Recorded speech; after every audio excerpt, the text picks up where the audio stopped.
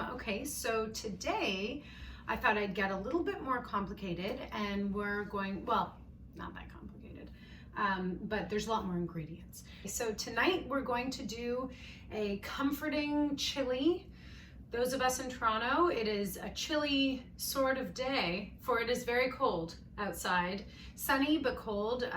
I was really craving something comforting and rich, something I can throw a lot of carbs and cheese onto and feel good about. So I'll walk you through the ingredients, but this is something you can use your fridge, all the leftovers, everything you don't want right now, going into this chili. Okay, so here we have our ingredients. So starting of course with the chili powder, of which we don't have that much left. So I am going to bolster that with some smoked paprika, some cumin, some ground cumin. We're going to use some chili flakes.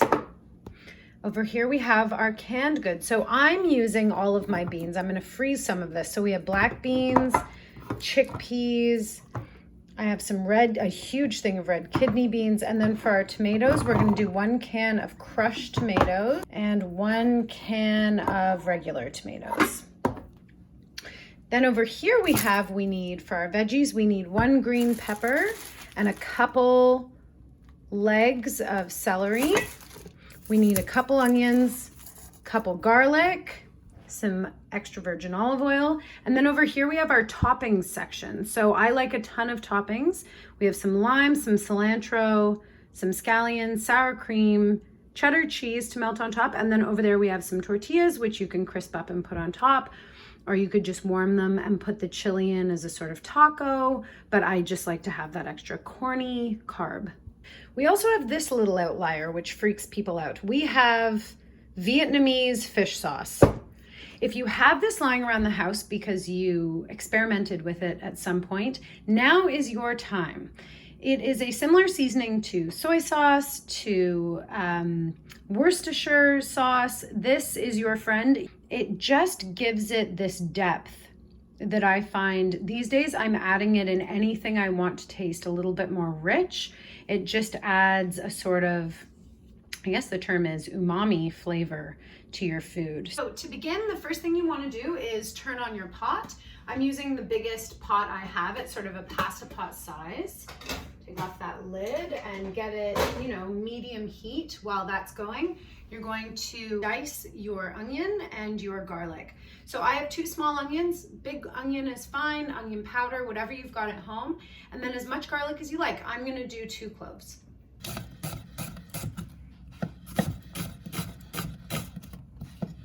Chop. Oh, those onions, they always get me every time. So you want to do a rough chop of the onions and just set them aside. You want to take your garlic and you want to mince it. It doesn't have to be very small because it's all going to get broken down in the chili. So you get your olive oil and you do, wait till it's really going, woo! Just really get a bunch of olive oil in there. And it's looking nice and hot. Right away, you're going to want to get your onions and garlic in there. Ooh, ready to go. Next, you're going to toast your spices. Okay, so our onions and garlic are looking a little bit more opaque. They're getting nice and hot there. So I think I'm going to add the spices. So I have the chili powder, cumin, the smoked paprika. I don't love smoky flavor generally, but I feel like it'll be masked nicely in the chili. It'll actually work really well. And chili flakes. So we're going to put in all the chili powder. It's like a tablespoon and a half. Whisper of chili flakes. Oh God, I put in too many again. Okay, I scooped some of those out. Now we're going to do about a teaspoon of cumin. And then just a whisper of paprika. There we go. And we're going to toast those spices. So while we're toasting our spices in here, we're gonna cut up our other vegetables. If they're seeming a little bit dry, mine are, I like to add just another whisper of olive oil. You can get that nice sizzle and you know that they're cooking. So we are going to dice an entire green pepper and 2 celery stalks. Then you're going to dice your green pepper.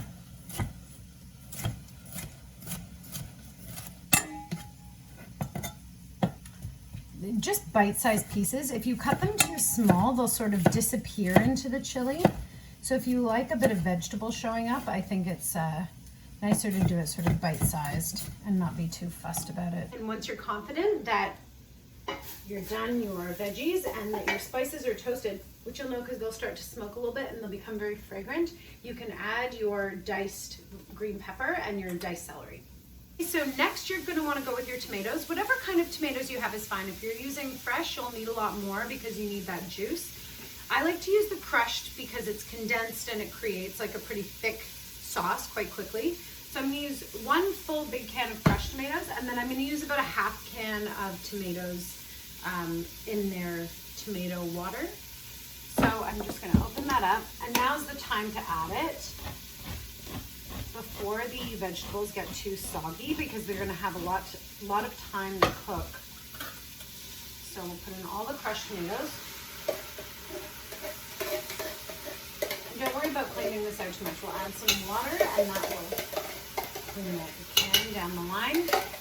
And then you're going to want to open your regular tomatoes. You're going to want to put all of the juice that's in the can into the chili. Allow this. And then about half the tomatoes that are in the can. You're going to want to crush them with your hands. I should be wearing my apron, but I always forget. Ugh.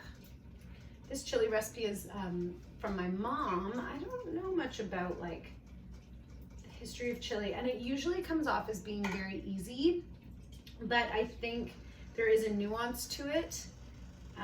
Mostly toasting the spices so that you don't get that sort of grainy spice issue where all the chili powder sort of floats to the top, so you have to add a lot more. You don't actually have to add as much if you toast them first and let all that flavor come to the top. So you're gonna let that simmer now with the tomatoes in there for a while, and then eventually we'll add some water, but you just want to bring it up to a proper simmer and let that happen for maybe 7 or 8 minutes.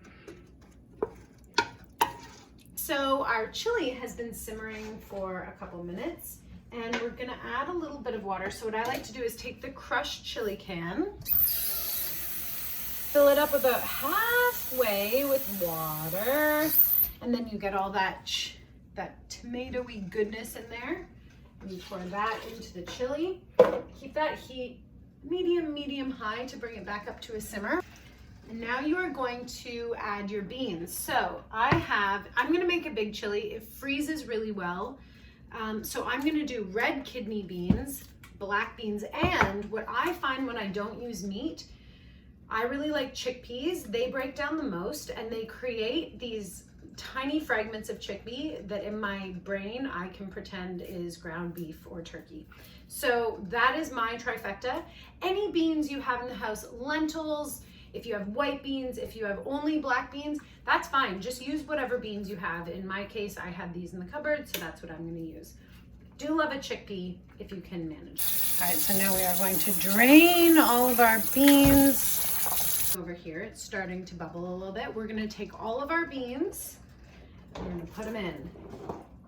We're not going to put in salt yet because that will create a toughness in our beans and they won't cook evenly. So we're going to wait for maybe 15 minutes, let them simmer before we add any salt. What we will do is the creepy ingredient number 1, Vietnamese fish sauce. I just think it's delicious. If you have anchovies, throw some of those in. Well, just a couple. But this fish sauce is so good in everything as long as it doesn't freak you out. So I'm going to do a couple big splooshes. It smells like feet. Fraser hates the smell. But he often doesn't know when I've put the fish sauce into his delicious food. Just like now. Ah, Feet smell all gone. Smells like chili to me. I'm gonna bring that to a simmer for about 15-20 minutes, and then we're gonna salt it. We have our celery and our green pepper and all of our beans and our tomatoes and our spices and our fish sauce. And then we're gonna start salting. So we're gonna go to your salt pig or your salt shaker. Take a really, like you want a lot.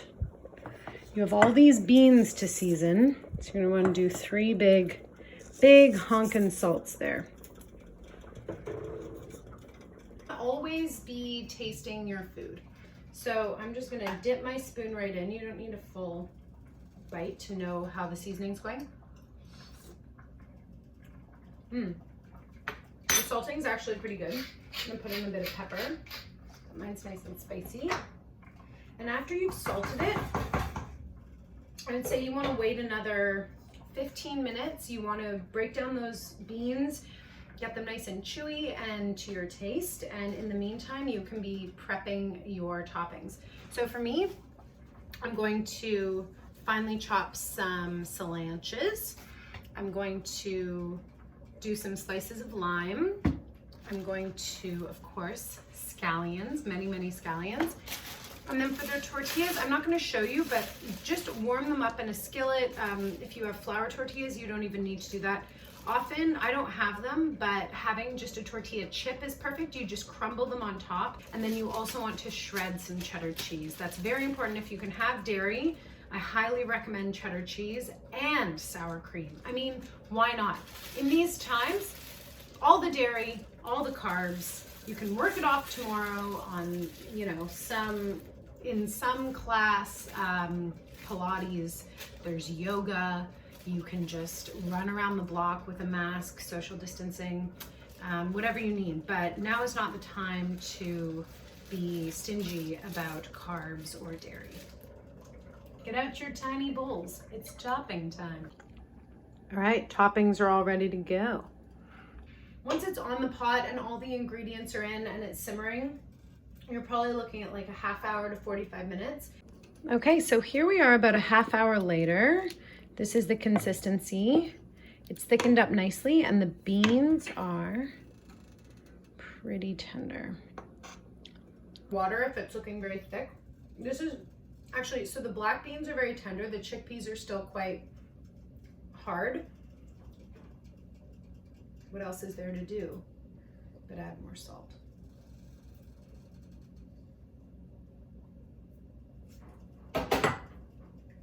It'll all get soaked up by the beans. Here we have my chili.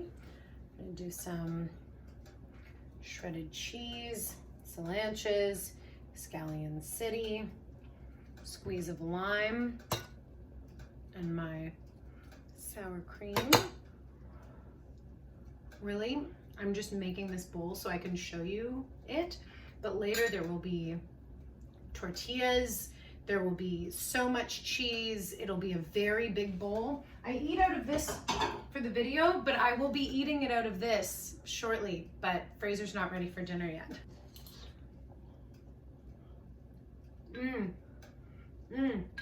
Oh man, it's so good. So comforting.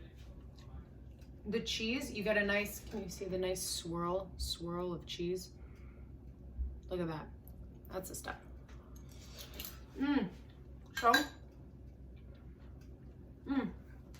Make this, it freezes really well. You can eat it forever. I would recommend if you freeze it, put it into portions in the freezer. So for yourself, or if you're at home with someone or a couple of people, no more than that. Portion it out, put it in the freezer, and heat it up either in the microwave or over a stove. The more it breaks down, the more delicious it is. Very forgiving. I hope you're able to use all of your pantry goods and toast your spices, call your friends and your family. Thank you for watching. Mwah. Enjoy the chili.